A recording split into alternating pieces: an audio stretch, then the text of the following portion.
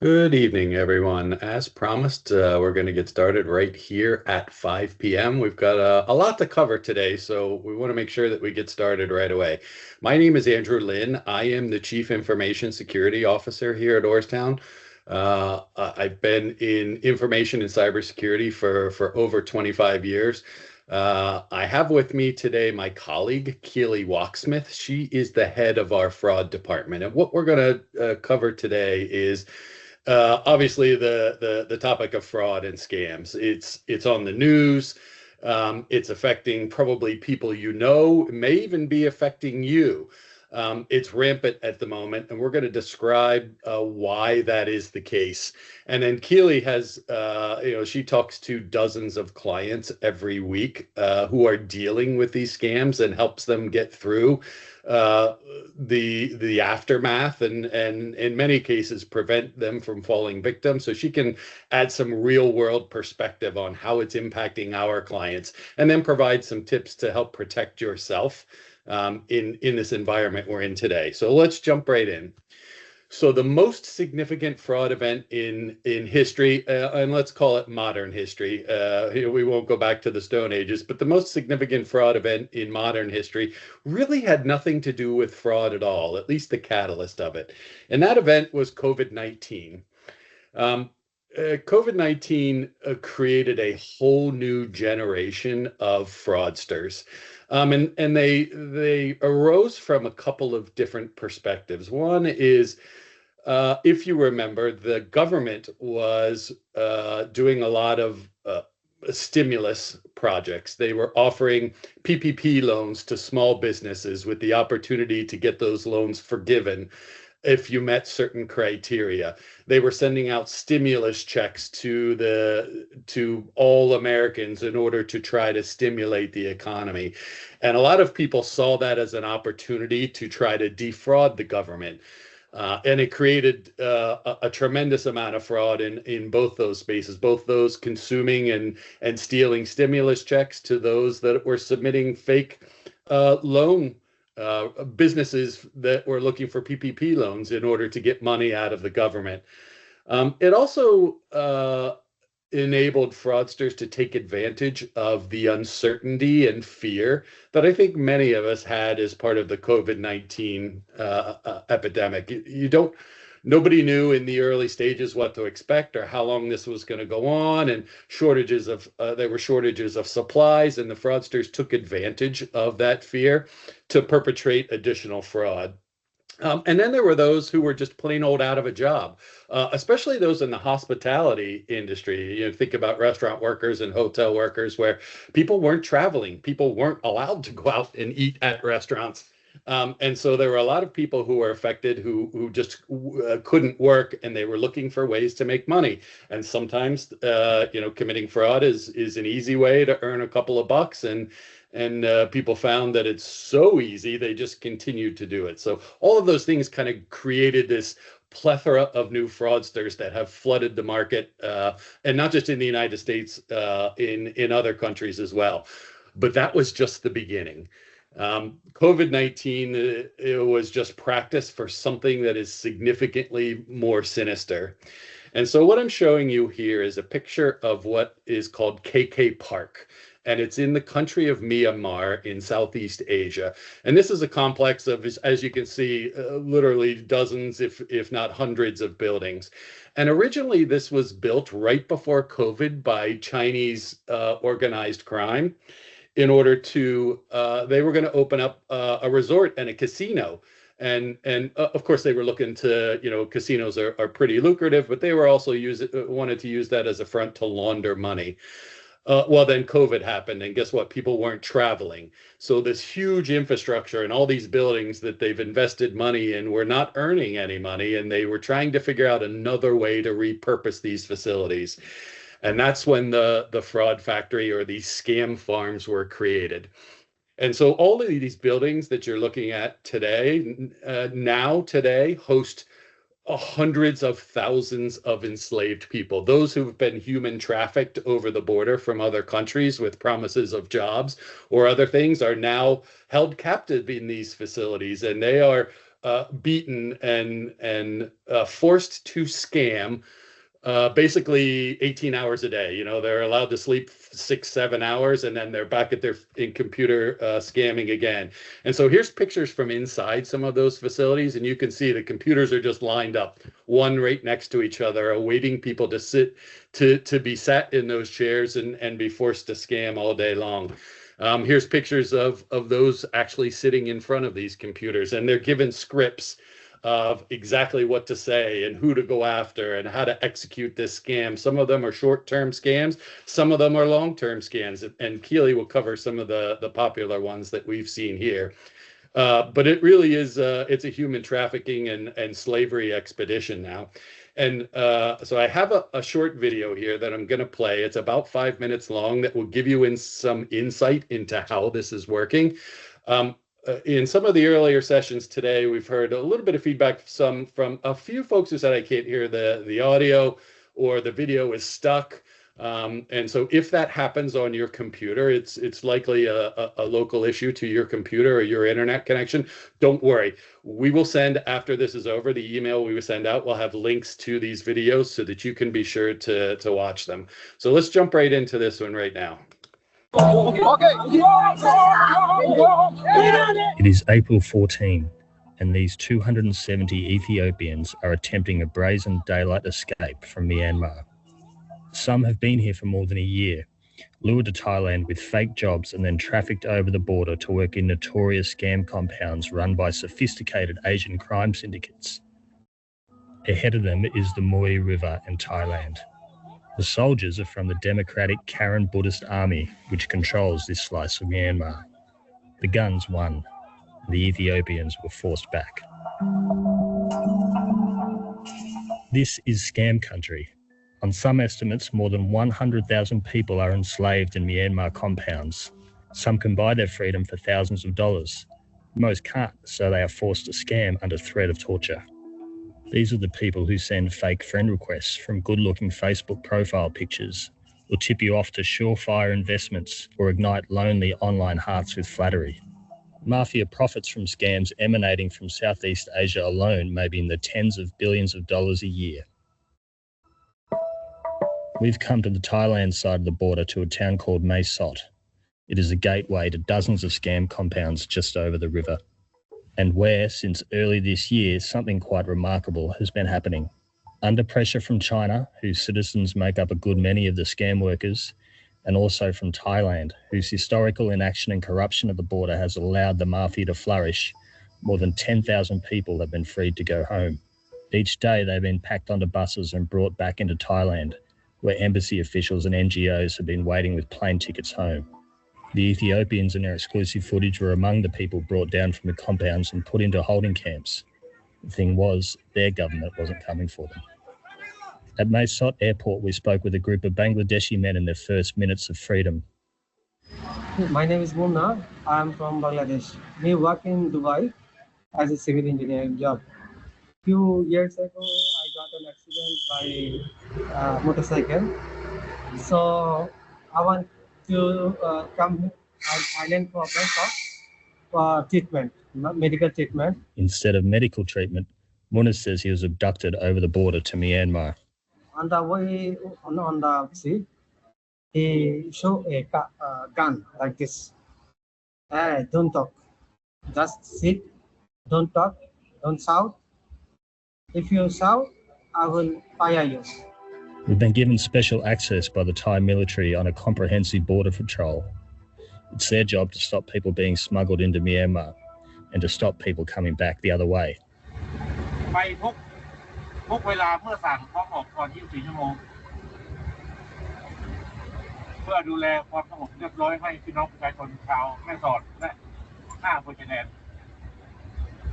ออกตลอด First stop is across the border from Shui Koko, a relatively new city built by a Chinese company and alleged to be a major scamming hub. We keep moving along the borderlands. The compounds clustered close to Thailand to make use of power and internet are sprawling. The workers are usually citizens of poor countries with few economic opportunities. They often get lured to Thailand first with false promises of jobs, like data entry, for example. but some come willingly to work as scammers, at least until they realise that they're not allowed to leave.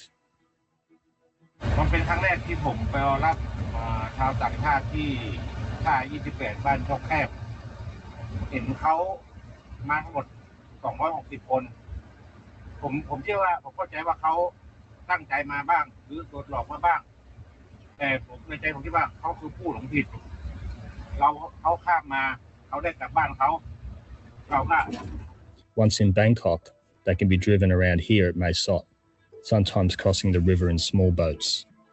Our guide says no more people are going to Myanmar from Mae Sot, but that doesn't mean the trafficking has stopped. Just across this small river is Myanmar, and you can sort of see how easy it might be, especially under the cover of night, to be able to bring people in here across the border from Thailand into Myanmar when the military might not be necessarily patrolling, but there's also places like this all up and down the border. The depth here, it's probably my knees in some places, maybe my waist in others. Just over my left shoulder here is an area known as Tai Chung 1. Tai Chung 1 is a mix of hotels, entertainment complexes, shops, but there are also scam compounds operating here. We're told 7 of the buildings in Tai Chung 1 are scam compounds. Close to 10,000 workers have been freed, but even this represents just a fraction of the total workforce still stuck in eastern Myanmar and other Southeast Asian hotspots like Cambodia and Myanmar's northern border with China. Tens of thousands of people remain at their computers.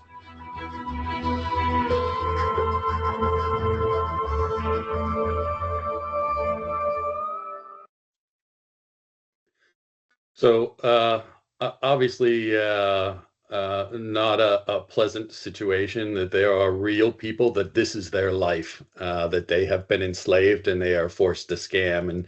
And your initial reaction might be, okay, that's happening in Asia, but how does that affect the United States? Well, they are targeting countries across the globe, especially wealthy nations like the United States, because there's a lot of money here that can be stolen. And we're going to talk about in a few minutes how those that maybe aren't native English speakers are able to so successfully scam those of us that are. And so we'll get into that in a few minutes. But first of all, why is this allowed to continue? And it's really all about money. The graphic here shows that across Laos, Myanmar, and Cambodia, about 40% of their gross domestic product comes from scamming. Pardon me. And so not only are the governments corrupt and getting paid by the Chinese gangs to look the other way, there's a tremendous amount of money that is coming into the economies for these 3 countries. And therefore, there's little incentive for any of the 3 of them to step in and say that, we want to do something about this. There was a question from a session earlier today that came up that said, can't the United States government do something?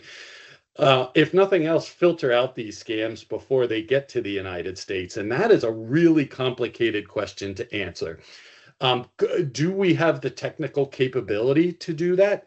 Maybe, but that's it's a political hand grenade. Because if you consider China, who doesn't let their citizens go anywhere on the internet except for the places the government defines as okay, is the United States going to implement a policy like that? Probably not. Are they going to force the social media companies, and we're going to talk about those, how they play a part in this, to step up and combat this more freely and regularly? Maybe, but how successful they'll actually be at enforcing those things is tough. So it's an economic problem, it's a political problem, and it's a technical problem. And so I don't see any of these countries nor the United States able to make a dent in any of this type of scam. So here are the people that the scams are benefiting. It's Chinese gangs like the triads and the kingpins. These are cruel, serious groups that won't hesitate to beat, rape, or kill people to get them to do what they want. In addition, there's a strong set of evidence that implies that North Korea's nuclear program was largely funded by these scam farms. And so for all of these reasons, we do expect this to continue at the rampant pace that it has so far.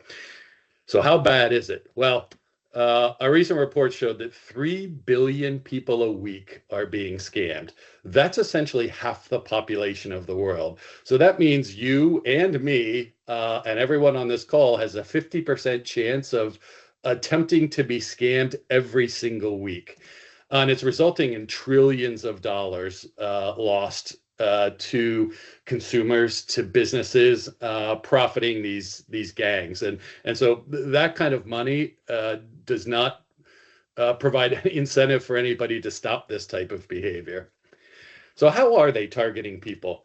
Social media is the best friend of these fraudsters and scammers. And it's the Facebook, the TikTok, the Instagram. There are classic signs that people post too much information on there. They accept friend requests or advertisements that aren't legitimate. But LinkedIn is actually becoming a more popular spot for the fraudsters to target to get information. If you think about the types of things that are on LinkedIn, your profile and mine has my name. It has the company that I work at, and it has my job title at that company. Not to mention, it also has a list of people that I'm connected with that also work at Orrstown Bank, and their job titles are listed as well. So it gives the fraudsters a wealth of information about me and the people that are part of 8, 10, 12 hours a day of every day to make attacks more believable, or to target certain individuals that are within kind of my circle of influence and friends. And so even if you're not on Facebook, but you happen to be on LinkedIn, there's great information out there for the fraudsters to use. So once they find a victim, generally they are reaching out also via social media. Sometimes it's via email. We're seeing a lot more phone calls that are coming out, and Keely's going to talk about a couple of examples that we've seen here at Orrstown of fraudsters using the phone to reach out to clients and try to trick them. But then once they've hooked someone, artificial intelligence makes it very easy for them to trick victims into all kinds of different scams. And there's a couple listed here that I'll let Keely provide some more information about in a few minutes.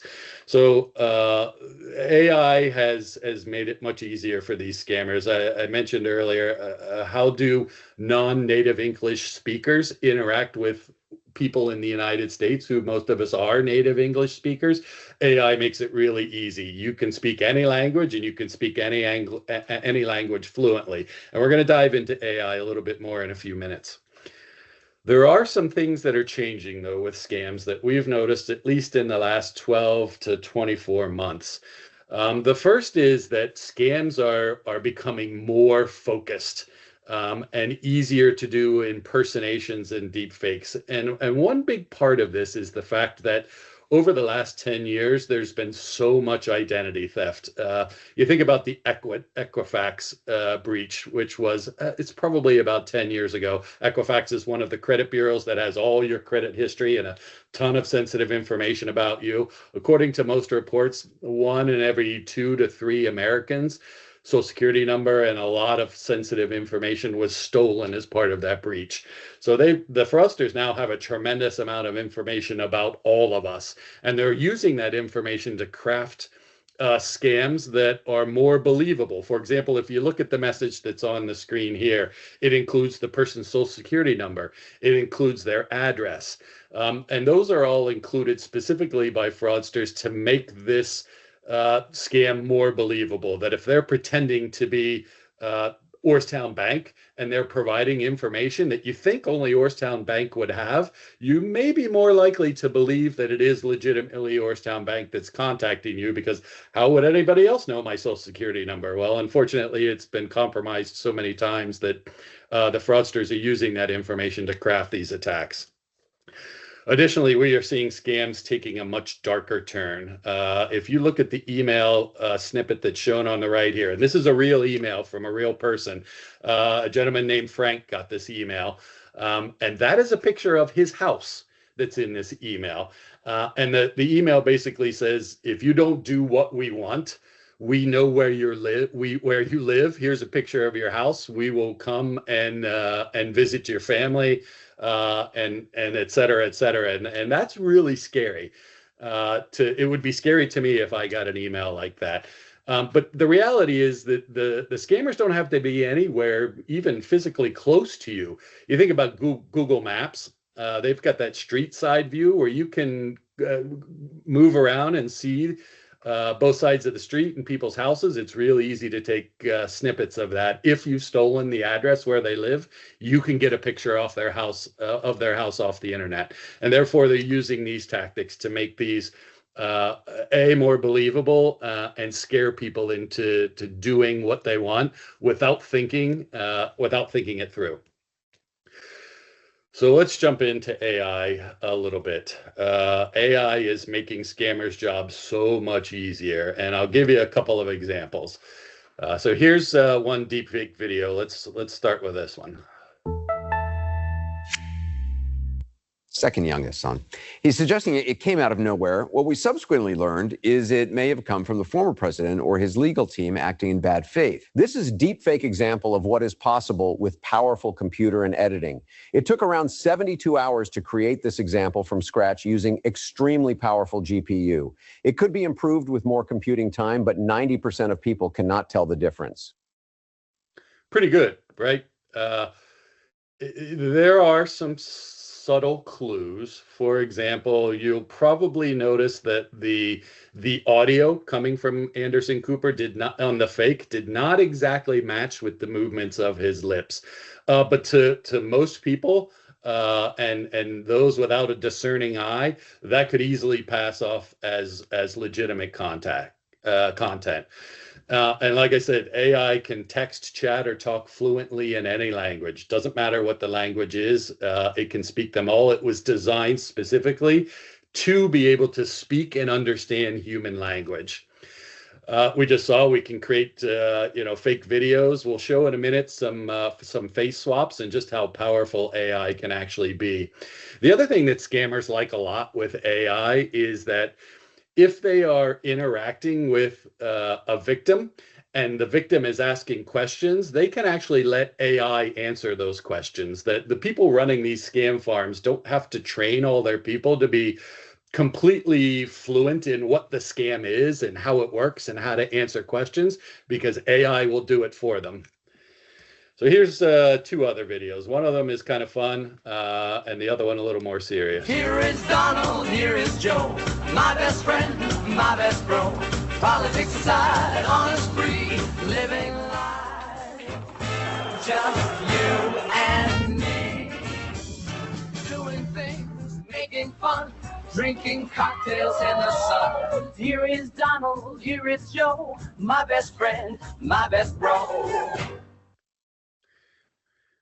Yeah, funny video, but you get the picture. Okay, what you're seeing right now is absolutely crazy, because I can literally turn myself into whoever I want. I can even change my voice. And what's crazy is you don't even need any technical skills to do this. You literally just press 2 buttons. So this is a new tool called One Animate, and to use it, you just head over to this website, select video to video, then add in your video with an image of anyone you want. It's got perfect lip sync, it's got facial expressions, and it even has full-on body movement. So if you want to try this out for yourself, then just comment AI, and I'll send you the tool and a full guide. There you go. I've just given you a link to software that you can create your own AI. So I'm going to turn it over to Keely now, who's going to talk about how this impacts you. Thanks, Andrew. Good afternoon, everyone. So now that we've seen some what's occurring in other countries, we're going to talk about how this can impact all of us. So one of the first ways this could impact you is through a business email compromise. And a business email compromise occurs when a fraudster gains access to an email account and then uses the information obtained from that email account to scam others. So a good example of this would be a real estate transaction. So let's assume you as the client are going to purchase a home. You're working with a realtor who then connects you to the settlement company right before the last piece of the transaction. So you're emailing back and forth with them. You receive those payment instructions through email. Then you go into your local branch, you ask to wire the funds to the settlement company, and within a couple hours or days, you're hearing from the settlement company asking when you will be sending that wire. So it turns out that in this case, the funds were wired to a fraudulent account due to this business email compromise. So the fraudster sent out the wire instructions from that account, made it appear to be legitimate, and then the funds were sent to an account that the fraudster had taken over. So in these situations, it's always best to pick up the phone and verify those instructions with the sender. Another example is a romance scam, which we are seeing happening all the time. So there are many fraudsters, as Andrew said, just lurking on the internet, waiting to scam people. So a lot of times we're seeing that they're preying on lonely people. You know, they're reading obituaries to find their next target for these scams. And what they will do is form a relationship with you, attempt to create that bond and earn your trust. And then eventually they will ask for money for maybe a personal situation. In some cases, they're asking to basically use your account to send funds through, saying that, you know, theirs has been locked down or there's a compromise, but they're expecting an insurance payout or an inheritance and they need an account to send it into. And the purpose of that is just for them to launder funds through another account so it's harder to trace, and then they will ask for those funds to be sent directly to them.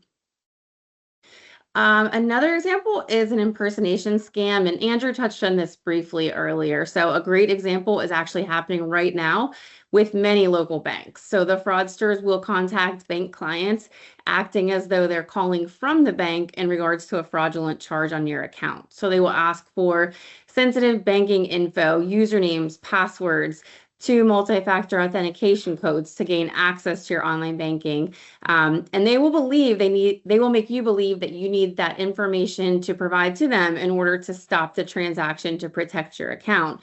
But what's actually happening is they are taking that information and they are taking over your account. If you ever receive a call like this, you're going to want to disconnect. Call back to the bank number that you know. So don't ever provide that information over the phone. And in a lot of cases, we're hearing them say, you know, the bank is under investigation. You know, please don't tell them what's going on. They can't know about this.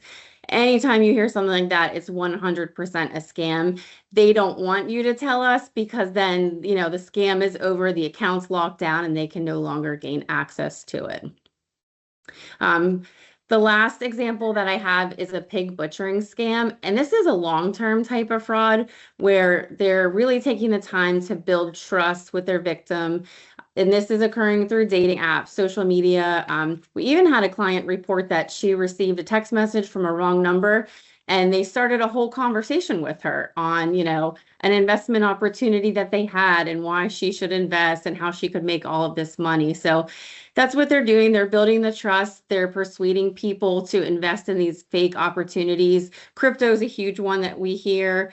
But the term pig butchering comes from the idea of fattening them up before they can take that information from them. So there will be small gains along the way. You know, they might say, here's a couple $100 and this is what I need you to do.